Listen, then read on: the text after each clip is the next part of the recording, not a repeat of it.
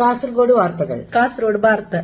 മൊഗ്രാലിലെ മുഹമ്മദിന്റെ വീട്ടിൽ കള്ളം കയറി. മോരാലത്തെ മുഹമ്മദിന്റെ പൊരയില് കള്ളം കയറി. മതിൽ ചാടിയാണ് കള്ളം വീട്ടുവളപ്പിൽ കടന്നത്. ബര തുള്ളിയിട്ടാണ് കള്ളന് പെരന്റെ പൾപ്പിലേക്ക് കയറിയത്. കള്ളൻ വാതിൽ തുറക്കുന്ന ശബ്ദം കേട്ടുണർന്ന മുഹമ്മദിന്റെ ഭാര്യ ആസിയ ഉറക്കെ നിലവിളിച്ചു. കള്ളം പാല് തുറക്കുന്ന കൂറ്റ് കേട്ടിട്ടണിച്ച മുഹമ്മദിന്റെ ഓള് ആസിബി വെച്ചും കൂക്കി.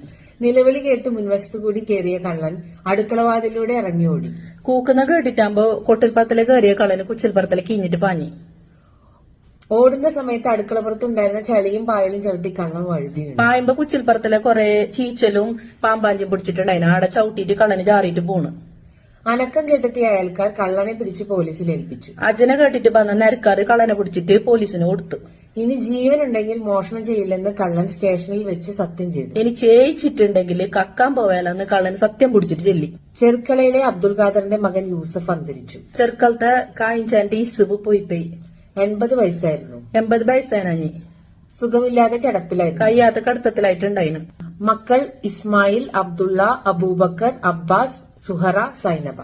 മക്കോ ഇസ്മാലി, അദ്ല, ഔക്കർഞ്ഞി, അംബാച്ചു, ദൗറ, ദൈനബി. വാർത്ത കഴിഞ്ഞു.